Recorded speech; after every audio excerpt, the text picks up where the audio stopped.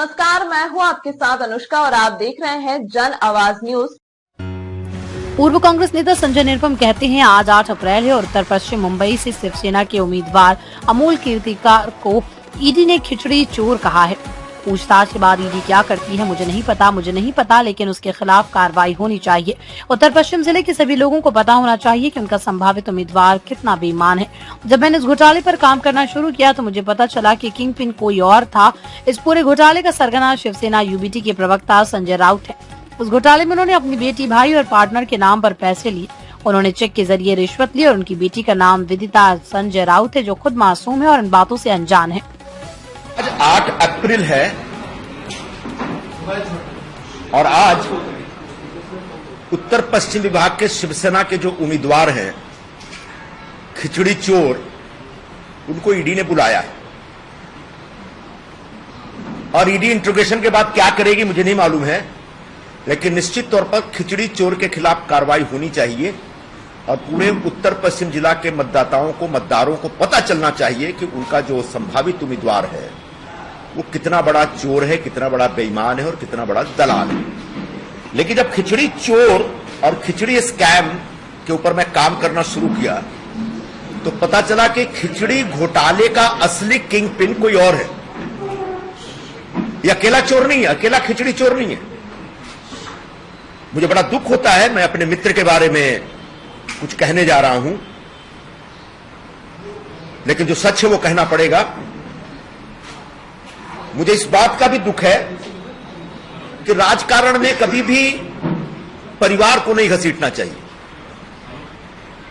लेकिन जो पूरा घोटाला जिस तरीके से हुआ है उसमें मुझे अपने मित्र के परिवार के लोगों का जिक्र करना पड़ सकता है, पड़ रहा है।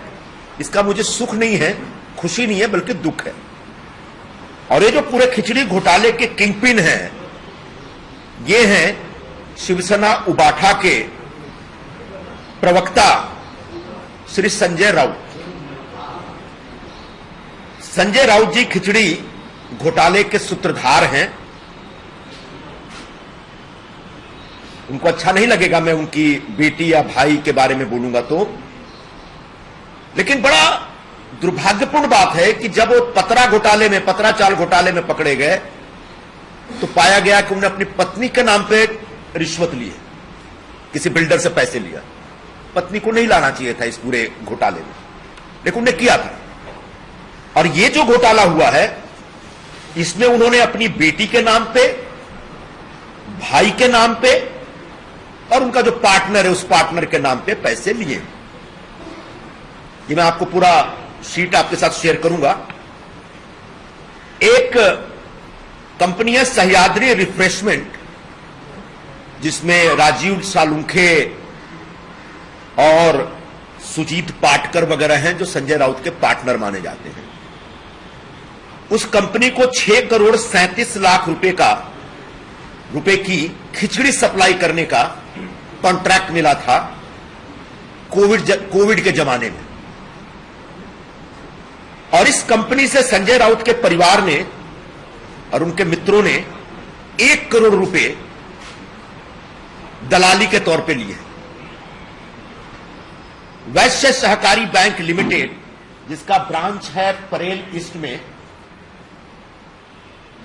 इस बैंक के खाता नंबर 00311011010001615 इस खाते से उनकी बेटी, जो बेचारी बेगुनाह है, उनकी बेटी मेरी बेटी की तरह है, उसको पता भी नहीं होगा कि सह्याद्री रिफ्रेशमेंट क्या है। उसने शायद सालुंखे को कभी देखा भी नहीं होगा।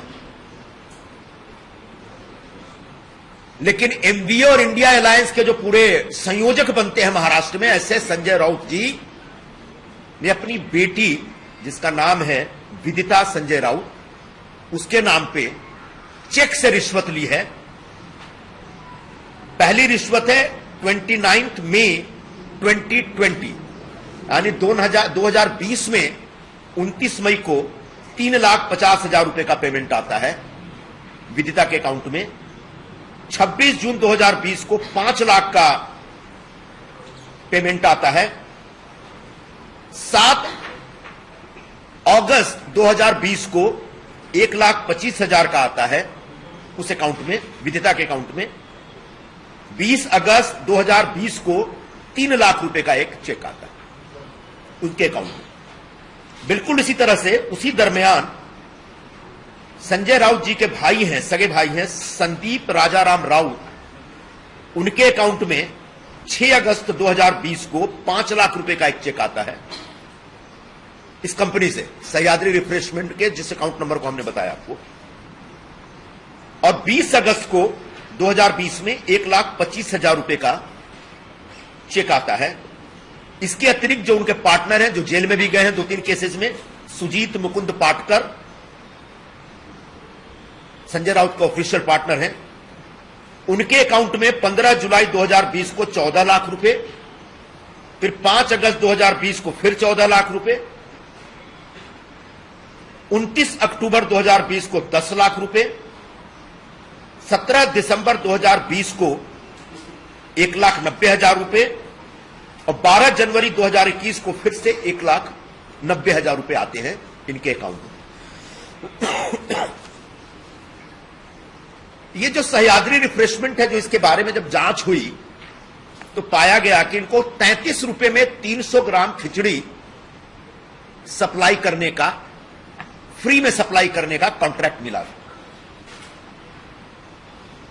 कोविड के जमाने में सबको पता है कि लोगों के काम धंधे बंद हो गए थे, सैलरी नहीं मिल रही थी, दुकानें बंद थी, हाहाकार मचा हुआ था। ऐसे गरीब लोग, कमजोर लोग, जो प्रपट्टियों में रहने वाले, चालियों में रहने वाले लोग, ऐसे लोगों को फ्री में भोजन सप्लाई करने का ये कॉन्ट्रैक्ट, ये काम, ये योजना बीएमसी ने शुरू की। इसी तरह की तमाम महत्वपूर्ण खबरों को देखने के लिए बने रहिए जन आवाज न्यूज के साथ।